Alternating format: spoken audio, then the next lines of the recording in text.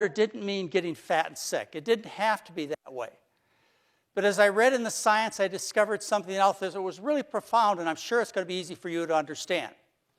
When you stop doing things that make people sick, they get well.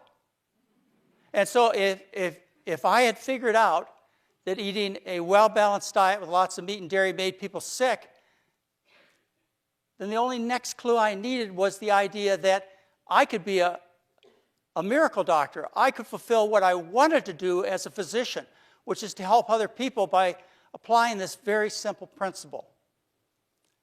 And that is to feed people a diet for human beings. You know there is a diet for people. I know you might be surprised considering the variety that everybody eats. But there is a diet for human beings. And each and every one of you ought to be able to answer that question for yourself, for your spouses, for your children, for your friends. You should be able to have that answer. When somebody says, well, what do human beings eat? I mean, after all, you know what a cat eats, right? Yeah, you know, cats are carnivores. And horses, they have a diet.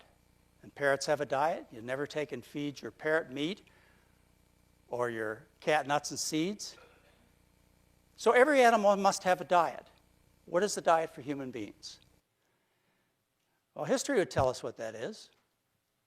When you look back through history, and you can go back 2.5 million years, and you see that the bulk of human beings have lived on starch-based diets.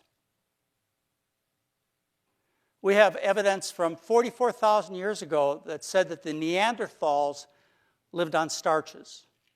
And from 30,000 years ago, we have population studies in Europe that talk about people living on starch-based diets.